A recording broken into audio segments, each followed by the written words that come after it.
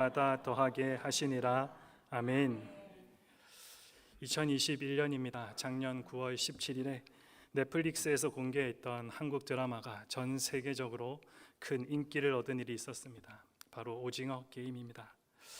그런데 그 드라마 속에 설정된 그리스도인의 모습이 참 마음을 불편하게 만들었습니다. 극도의 자기 중심적 존재로 표현되고 있었기 때문입니다. 늘 기도하는 모습으로 자기 욕망을 채웠던 244번 참가자의 모습은 보는 내내 눈살을 찌푸리게 만들었습니다. 또한 240번 참가자는 목사의 자녀이자 피해자입니다. 그 목사는 아내를 죽이고 딸에게 고통을 주는 자로 묘사되고 있었습니다. 한국 사회의 기독교에 대한 인식을 보여주는 단적인 예가 아닌가 생각해 봅니다. 세상 속에서 교회의 입지가 너무나도 위태롭습니다. 모두가 교회에 대해 고민하고 있는 실정입니다. 교회 내 사람들이나 또 교회 밖에 있는 사람들이나 모두가 걱정스러운 눈으로, 때로는 분노의 눈으로 이 교회를 바라보고 있습니다. 미국의 기독 작가 필립 얀시는 이런 교회를 나의 고민, 나의 사랑이라고 표현했습니다. 엄격한 미국 남부의 율법주의 기독교 가정에서 태어났던 그는 자신이 신앙생활하면서 목격한 교회의 위선과 문제들을 다음과 같이 자신의 책에서 적어 놓았습니다. 은혜를 말하면서도 율법을 강조하고, 사랑을 말하면서 서로 미워하고, 포용해야 한다면서 오히려 서로 배척했다. 이 모습에 실망하여서 한때 교회를 떠난 일이 있다 그는 고백했습니다. 현실 교회를 바라보는 우리의 모습도, 우리의 마음도 참으로 복잡합니다. 예수님의 핏값으로 세워진 이 교회는 영원한 우리의 사랑의 대상입니다.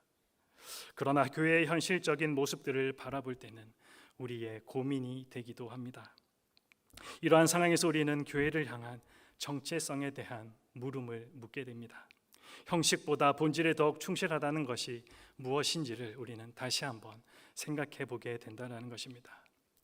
여러분들, 교회는 무엇이고 기독교의 본질은 무엇입니까?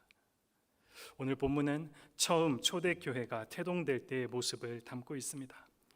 그 교회가 어떻게 시작되고 있습니까? 37절입니다. 그들이 이 말을 듣고 마음에 찔려. 이것은 베드로의 첫 번째 설교가 끝나고 난 이후의 반응입니다. 오순절을 맞이하여 예루살렘을 찾아 전국 각지에서 모인 사람들 앞에서 베드로가 소리 높여 선언했던 내용이 있습니다. 그것이 무엇입니까? 베드로는 지금까지 구약의 말씀에 근거해서 예수님의 사역과 죽음, 그리고 부활과 승천으로 이어지는 구원의 메시지, 즉 복음을 전해 주었습니다.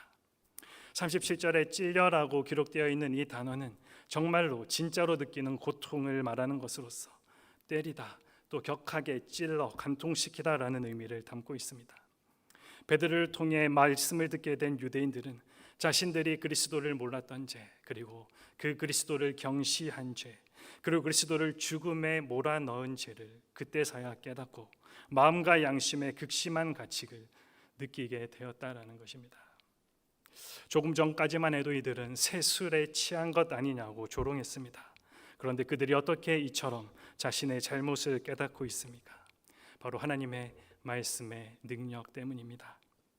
베드로의 입을 통해 전해진 하나님의 말씀에 성령이 충만하게 임하게 되자 그들이 마음에 격하게 찔리는 아픔을 느끼게 되었다라는 것입니다. 예수님께서는 성령이 임하시면 무슨 일이 일어날지를 미리 말씀해 주셨습니다. 요한복음 16장 8절 말씀입니다. 그가 와서 죄에 대하여, 의에 대하여, 또 심판에 대하여 세상을 책망하시리라. 이 예고대로 성령의 권능을 힘입어서 베드로가 담대하게 복음을 외치고 그리스도를 십자가에 못 박은 죄를 지적하는 설교에 경건한 유대인들이 충격을 받게 되었던 것입니다. 가슴이 격하게 찔리도록 잘못을 뉘우친 그들, 곧바로 베드로와 사도들에게 이렇게 질문합니다. 37절에 베드로와 다른 사도들에게 물어 이르되 형제들아 우리가 어찌할꼬 하거늘. 우리가 어찌할꼬, 정말 이것은 구원에 대한 필사적인 질문이다 말할 수 있습니다. 자신의 죄를 바라보며 애통해하고 있는 울부짖음입니다. 이 질문에 베드로가 어떻게 대답하고 있습니까? 38절입니다. 베드로가 이르되 너희가 회개하여 각각 예수 그리스도의 이름으로 세례를 받고 제사함을 받으라. 그리하면 성령의 선물을 받으리니. 회개란 자신이 죄인임을 깨닫고 하나님 앞에 돌아서겠다라는 것을 말하는 믿음의 결단입니다. 세례는 이제 내가 예수와 함께 죽고 예수와 함께 살겠다라는 믿음의 고백입니다. 이렇게 회개하고 하나님의 구원의 은혜를 갈망하는 사람들은 다 주님을 영접하고 구원을 받을 수 있었습니다. 그래서 이어지는 39절 말씀에 이렇게 기록되어 있습니다. 이 약속은 너희와 너희 자녀와 모든 먼데 사람 곧 주 우리 하나님이 얼마든지 부르시는 자들에게 하신 것이라. 우리가 잘 알고 있는 새 찬송가 515장 1절은 다음과 같은 가사 내용으로 이루어져 있습니다. 눈을 들어 하늘 보라 어지러운 세상 중에 곳곳마다 상한 영의 탄식 소리 들려온다. 빛을 잃은 많은 사람 길을 잃고 헤매이며 탕자처럼 기진하니 믿는 자여 어이할꼬. 우리가 어찌할꼬 이 질문은 과거 유대인들에게만 해당되는 질문이 아닙니다. 세상에는 아직도 하나님을 몰라서 죄의 종노릇하며 고통 속에 지내고 있는 자들이 얼마나 많은지 모릅니다. 찬송가의 마지막 가사처럼 믿는 저와 여러분, 우리는 어찌해야 하겠습니까? 회개의 역사를 통해 교회가 시작되었고 새 언약의 공동체가 출발했습니다. 이들의 회개를 가능하게 했던 것은 다름 아닌 하나님의 말씀 복음이었습니다. 1900년대 독일의 나치 치하에서 많은 교회들이 세상의 권력 앞에 무릎을 꿇을 때 교회의 본질을 가지고 고민했던 한 사람이 있습니다. 바로 본헤퍼입니다. 비록 교수형으로 39세의 짧은 삶을 마감한 그였지만 누구보다 하나님의 관점에서 삶을 살아내려 치열한 삶을 살았던 사람입니다. 그가 남긴 말 중에 그의 삶을 가장 잘 설명해 주는 말이 있습니다. 믿는 자만이 순종하고 순종하는 자만이 믿을 수 있다. 여러분, 진정한 교회 공동체란 진리를 따르며 그 진리를 따라 순종하는 것이 아니겠습니까? 요즘처럼 교회가 무엇인가에 대한 질문이 쏟아져 나오는 이때에 수많은 사람들이 교회와 성도들을 보며 너희들은 도대체 누구이며 무엇을 하는 곳이냐라고 물을 때 여러분은 어떻게 대답하시겠습니까? 참 많은 대답들이 있겠지만 저는 오늘 마틴 로이드 존스 목사님의 질문을 소개합니다. 마틴 로이드 존스 목사님은 이렇게 대답합니다. 기독교는 단순히 적용해야 할 어떠한 가르침이나 정치 혹은 도덕 사상이 아닙니다. 만일 기독교가 철학이나 정치적 이념에 불과하다면 어느 누구도 기독교를 믿을 의무가 없을 것입니다. 기독교에는 그보다 훨씬 더 깊은 의미가 있습니다. 바로 주 예수 그리스도, 그분이야말로 기독교의 출발점이며 전부입니다. 여러분은 이 예수님을 아십니까? 당연히 여러분은 아신다라고 대답을 하실 것입니다. 근데 다시 한번 묻겠습니다. 정말 아십니까? 그분의 삶이 무엇을 의미하는지 정말 주 예수 그리스도를 안다면 우리에게 필요한 것은 이 예수님을 진심으로 믿는 것입니다. 그분의 말씀을 믿고 복음을 살아내는 것입니다. 복음을 살아내며 그 복음을 전하는 것입니다. 인간으로 하여금 인생을 정복하고 또 다스릴 수 있게 하며 결코 사라지지 않는 희망을 줄 수 있는 것은 하늘 아래 이 복음, 하나님의 말씀밖에 없습니다. 그러므로 오늘날 세상에서 가장 긴급한 일은 사람들에게 복음을 전하는 것입니다. 이것이 바로 교회의 역할이고 그리스도의 몸된 성도들이 해야 할 일입니다. 다시 한번 강조합니다. 교회 공동체가 우선적으로 해야 하는 것은 예수 그리스도, 복음을 믿고 복음을 살아내며 복음을 전하는 것입니다. 현실 교회가 우선적으로 회복해야 할 것은 다른 무엇보다도 온전한 복음입니다. 이것을 위해 그리스도 예수 안에서 아주 특별한 공동체를 하나님께서 만들어 주신 것입니다. 한 가지 더 기억해야 할 사실이 있습니다. 오늘 본문은 초대교회에 태동하는 모습을 보여주고 있다 말씀드렸습니다. 그런데 교회의 모습을 보여주는 접근 방식이 조금 특이함을 발견하게 됩니다. 일반적으로 사용하는 이론 또는 논리의 접근이 아니기 때문입니다. 그럼 어떻게 접근을 하고 있습니까? 예루살렘 교회가 태동할 때의 상황을 묘사하고 있는 것을 다시 한번 잘 들어보십시오. 믿는 사람이 다 함께 있어 모든 물건을 서로 통용하고 또 재산과 소유를 팔아 각 사람의 필요를 따라 나눠주며 날마다 마음을 같이하여 성전에 모이기를 힘쓰고 집에서 떡을 떼며 기쁨과 순전한 마음으로 음식을 먹고 하나님을 찬미하며 또 온 백성에게 칭송을 받으니 주께서 구원받는 사람을 날마다 더하게 하시니라. 여러분, 여기에 교회는 이렇게 만들어져야 한다, 교회의 조직은 이렇게 형성되어야 한다라는 그런 방법을 발견할 수가 있으십니까? 아무리 읽어보아도 그런 사실은 발견할 수가 없습니다. 단지 발견할 수 있는 것은 그들이 무조건 사랑하는 모습입니다. 무조건 용납하고 기뻐하는 모습입니다. 물질적으로 좀 부유한 사람이 어려운 사람들을 함께 도와가는 모습입니다. 성경에서 하나님이 보여주시고 하는 교회의 모습을 보여주면서 이론이나 논리의 접근이 아니라 사랑의 모습으로 그리고 있는 그 이유가, 이 장면이 무엇을 의미하고 있는 것입니까? 우리는 물론 배워야 합니다. 그래서 교리도 열심히 배우고 교회의 역사도 우리는 배워야 합니다. 그러나 무엇보다 중요한 것은 그렇게 배운 교리와 역사가 실제 삶 속에서 사랑과 용서로 녹아내려져 나와야 한다라는 사실입니다. 사도 바울이 수고하여 세운 고린도 교회는 너무나도 대단한 교회였습니다. 영적인 지식이 풍성하고 영적 은사도 풍성했습니다. 그런데 동시에 분쟁이 있기도 한 곳이었습니다. 그런 모습을 보고 바울은 고린도 교회 성도들을 어린 아이 취급하면서 무섭게 책망하고 있습니다. 고린도전서 3장 2절의 말씀입니다. 내가 여러분에게 젖을 먹이고 단단한 음식을 먹이지 않았습니다. 이것은 여러분이 그것을 소화시킬 능력이 없었기 때문입니다. 여러분은 지금도 마찬가지입니다. 여러분, 이것이 얼마나 그들에게 자존심 상하고 또 참으로 그들을 깎아내리는 말이었을까요? 하지만 바울의 책망은 끊이지 않고 계속해서 이어집니다. 4절 말씀에 여러분 가운데 어떤 사람은 나는 바울파다, 또 어떤 사람은 나는 아볼로파다 하고 말한다니 여러분이 세상 사람과 다를 게 무엇입니까? 그런데 바울이 그리고 있는 건강한 교회 공동체의 모습도 그 교회가 얼마나 대단한 성경 지식을 가지고 있는가, 얼마나 대단한 성경 이론을 가지고 또 은사가 있는가, 거기에 있지 않았습니다. 딱 하나, 그 교회가 얼마나 사랑의 끈으로 하나가 되어 있는가, 얼마나 용서하고 있는가, 얼마나 다른 사람들을 수용하려고 애쓰고 있는가, 이것이 기준이었다라는 것입니다. 우리는 바울의 이 책망에 예외가 될 수 있겠습니까? 교회에는 예수님을 사랑하는 사람들로 가득 차 있습니다. 그러나 그들은 정작 예수님이 사랑하는 대상을 사랑하지 않습니다. 우리는 교회에서 주님에 대한 사랑을 굉장히 많이 고백합니다.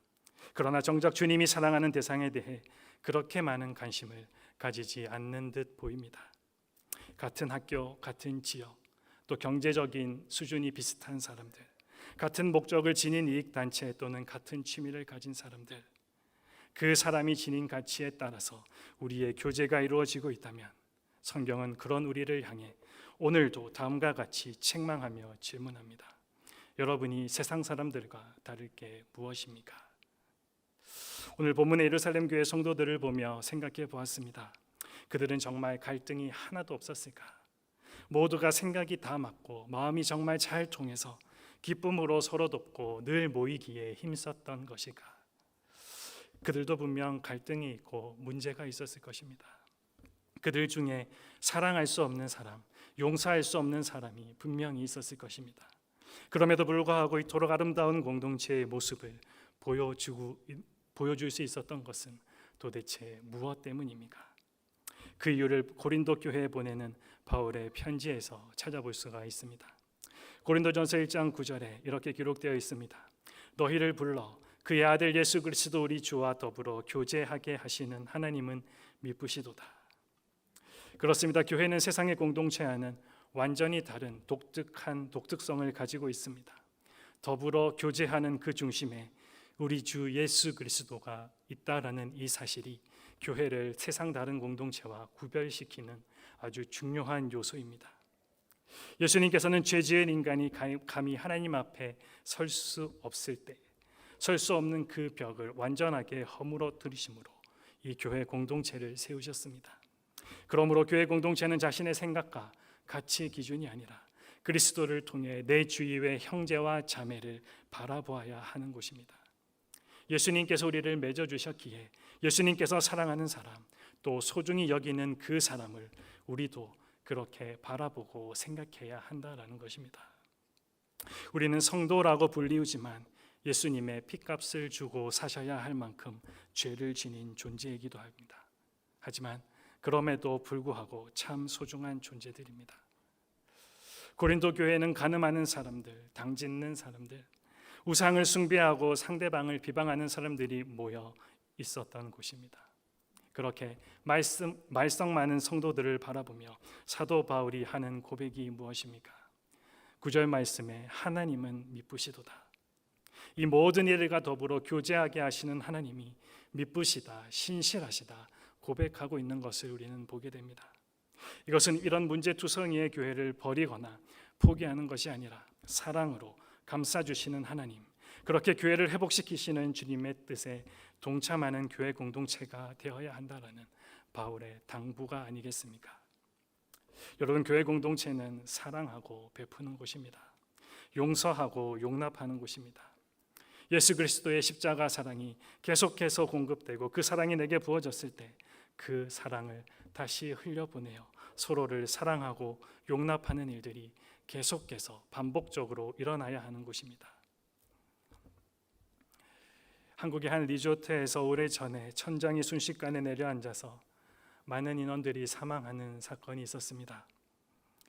아무리 현란한 조명을 달아놓고 그 안에 또 분위기 있는 음악을 틀어놓았지만 기초가 부실하니 지붕에 쌓여있던 눈의 무게도 이기지 못하고 건물이 내려앉는 바람에 그런 참사가 일어나고 말았습니다.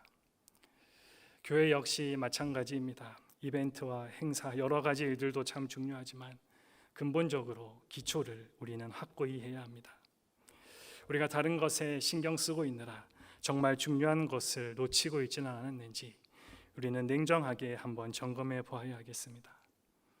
말씀을 시작하며 소개했던 필립 얀 씨는 잠시 교회를 떠났다가 다시 돌아오게 됩니다. 그리고 그 이유를 이렇게 말했습니다. 교회가 바뀌었기 때문이 아니라 교회에 대해 바뀐 나의 생각 때문이다. 여러 교회를 찾아다니면서 바른 교회를 찾는 열쇠는 내 안에 있음을 배웠다. 내 시각이 관건이었다. 여러분, 필립 얀 씨의 말처럼 교회에 대한 우리의 시각을 한번 점검해 보아야 하겠습니다. 교회는 일반 공동체가 아닙니다. 교회는 에클레시아, 하나님으로부터 부름을 받아 예수 그리스도를 구주로 고백하는 사람들의 모임입니다. 교회 공동체가 존재하는 이유는 내가 즐겁고 무엇을 얻기 위함이기보다 하나님을 예배하는 곳입니다. 그분의 말씀이 진리임을 믿고 그 진리의 말씀을 삶으로 살아내는 것입니다. 그러기에 우리가 모임을 가지고 떠날 때에 스스로에게 해보아야 할 질문은 내가 무엇을 얻었는가가 아니라 하나님이 기뻐하셨는가입니다. 그리고 이 교회 공동체는 내가 용납할 수 없고 수치스럽게 생각하고 또 깊은 곳에서 반감이 일어나는 그 사람들을 예수 그리스도를 통해 바라보는 곳입니다. 참된 교회의 기초가 화목하게 하시는 하나님의 사랑에 있기 때문에 그렇습니다. 하나님의 사랑은 국적과 인종, 계급과 나이 그 어떤 차이도 뛰어넘습니다.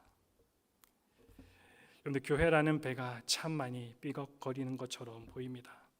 안에 있는 사람들은 어지러움과 구토 증세로 혼란스럽고 밖에서 그것을 바라보는 사람들은 위태위태해 보이는 그 모습을 보면서 걱정과 분노로 불편해하고 있습니다. 하지만 교회, 그 배의 주인은 하나님이십니다. 창세 때로부터 지금까지 이 천지 만물을 세심히 그리고 너무나도 자세히 다스리시고 통치하고 계시는 그 하나님이 이 배의 선장이시라면 승객들을 목적지까지 안전하게 인도할 것이 분명합니다. 이 소망을 가지고 공동체를 포기하거나 무관심으로 대응하지 마시고 하나님을 기대함으로 인내하며 기다려 주십시오.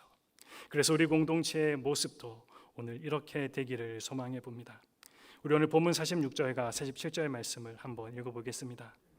날마다 마음을 같이하여 성전에 모이기를 힘쓰고 집에서 떡을 떼며 기쁨과 순전한 마음으로 음식을 먹고 하나님을 찬미하며 또 온 백성에게 칭송을 받으니 주께서 구원받는 사람을 날마다 더하게 하시니라.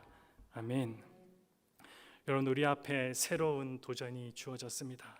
이 시대에 본질적인 교회 공동체를 만들어 보라는 이 도전에 여러분 함께 해보지 않으시겠습니까? 기도하시겠습니다. 주님, 부족한 우리를 하나님의 백성으로 불러주시고 또 구원받게 해주셔서 감사합니다. 말씀을 통해 교회 공동체의 본질을 다시 한번 기억하게 하여 주셨는데 주님, 우리 하늘이 교회가 다시 한번 그 교회의 모습을 회복할 수 있도록 주님 은혜를 더하여 주시옵소서. 이 시간 찬양하고 기도할 때 성령님께서 우리 안에 무지와 연약함을 지각시켜 주셔서 비록 가슴은 아프지만 다시 한번 고치고 회복하고 은혜를 누리게 되는 우리 모든 공동체 될 수 있도록 주님 도와주시옵소서. 예수님의 이름으로 기도드립니다. 우리 시간